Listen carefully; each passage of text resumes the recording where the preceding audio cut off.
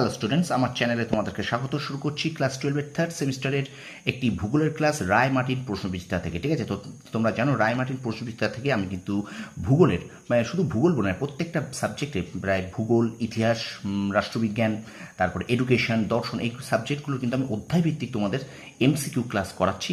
তো আজকে কিন্তু রায় মার্টিন প্রশ্নবিচিত্রা থেকে ক্লাস 12-এর ভূগোলের এমসিকিউ অধ্যায়ভিত্তিক এমসিকিউ এই প্রশ্নোত্তর পর্বের কিন্তু আজকে কত নম্বর পর্ব? আজকে কিন্তু তোমাদের 7 নম্বর পর্ব। ঠিক আছে, তো প্রথম থেকে শেষ পর্যন্ত ভিডিওটা দেখবে, একটু স্কিপ করবে না। চলো শুরু করি ক্লাসটি। তো রায় মার্টিন প্রশ্নবিচিত্রা থেকে ক্লাস 12-এর আজকে কিন্তু অধ্যায়ভিত্তিক এমসিকিউ এর 7 নম্বর পর্ব। চলো শুরু করি ক্লাসটি। দেখো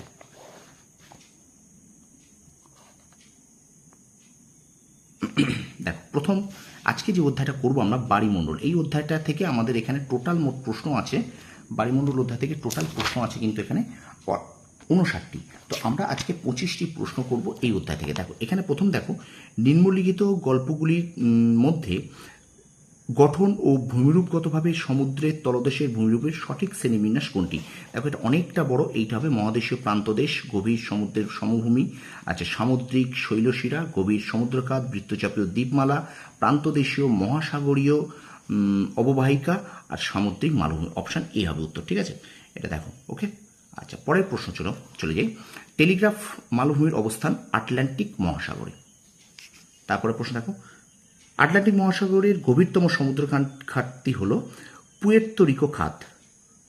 পরের প্রশ্ন দেখো, বঙ্গোপসাগর থেকে আরব সাগরের লবণতা বেশি হওয়ার কারণ হলো এখানে কিন্তু উচ্চ বাষ্পীভবন ও মিষ্টি জলের কম প্রবাহ।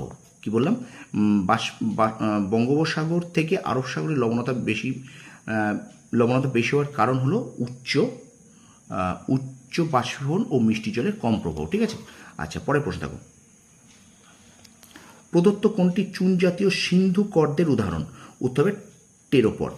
আচ্ছা, লৌহ অক্সাইড সমৃদ্ধ সামুদ্রিক অবক্ষেপের রং লাল। পরের প্রশ্ন, বড় মাছের খাদ্য হিসেবে নিচের কোনটি সমুদ্রে পাওয়া যায়? প্ল্যাঙ্কটন।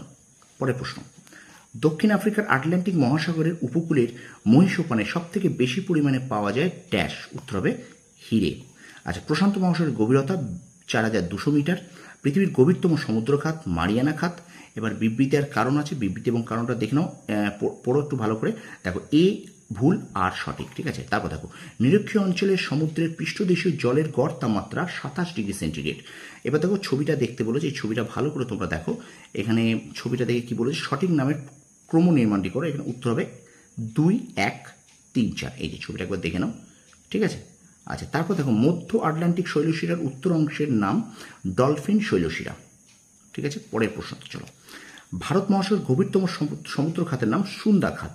আচ্ছা এবারে দেখো আরেকটা স্তম্ভ মেলাও আছে। স্তম্ভগুলো এখানে হবে 1-এর বি, 2-এর ডি, 3-এর এ, 4-এর সি। 1-এর বি, 2-এর ডি, 3-এর এ, 4-এর সি। ঠিক আছে, আচ্ছা এবার দেখো, প্রদত্ত কোনটি সিলিকা সমৃদ্ধ সিন্ধুকর্দ? এটা কিন্তু উত্তর হবে ডায়াটম। উত্তর হবে ডায়াটম ও রেডিওল্যারিয়ান সিন্ধুকর্দ। ঠিক আছে, দেখো প্রদত্ত কোনটি সিলিকা সমৃদ্ধ সিন্ধুকর্দ? উত্তর ডায়াটম ও রেডিওল্যারিয়ান সিন্ধুকর্দ। আচ্ছা তারপর দেখো, ডায়াটম সিন্ধুকর্দ সবচেয়ে বেশি দেখা যায় সুমেরু ও কুমেরু মহাসাগরে। ঠিক আছে, আচ্ছা আংশিক স্থলবিধৌত ও আংশিক সামুদ্রিক পদার্থ সমৃদ্ধ মহিডালের সঞ্চয়কে কি বলা হয়? হেমিপ্লেজিক। ঠিক আছে, আচ্ছা চলে যাই আমরা পরে। একটু শেয়ার করবে, লাইক করবে, কমেন্ট করবে। দেখো কোন পাত সীমান্তে সামুদ্রিক খাতগুলি গড়ে ওঠে? উত্তর হবে কিন্তু এখানে অভিসারী পাত সীমানায়। একটি প্রবাল দ্বীপের উদাহরণ এখানে হবে উত্তর মালদ্বীপ। তারপর দেখো মধ্য আটলান্টিক শৈলশিরার দক্ষিণ অংশের নাম চ্যালেঞ্জার শৈলশিরা। পরে প্রশ্ন, নিম্নলিখিত সাগরগুলির মধ্যে যে সাগরের লবণতা অপেক্ষাকৃত বেশি? লোহিত সাগর।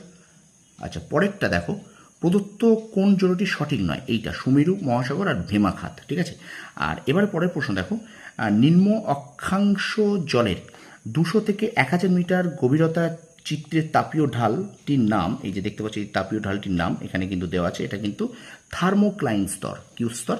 থার্মোক্লাইন স্তর। তো এই ছিল তোমাদের রায় মার্টিন প্রশ্নবিচিত্রা থেকে ক্লাস 12-এর থার্ড সেমিস্টারের অধ্যায়ভিত্তিক এমসিকিউ 7 নম্বর পর্ব। তো ভিডিওটা অবশ্যই কিন্তু লাইক করবে, কমেন্ট করবে, বন্ধুদের মাঝে বেশি করে শেয়ার করবে। আর আমার চ্যানেল যারা নতুন যারা তারা অবশ্যই কিন্তু চ্যানেল সাবস্ক্রাইব করো, পাশে থাকবে বেল আইকন প্রেস করে রাখো। তোমরা সফল হও, তোমাদের সাফল্য কামনা করি। ধন্যবাদ।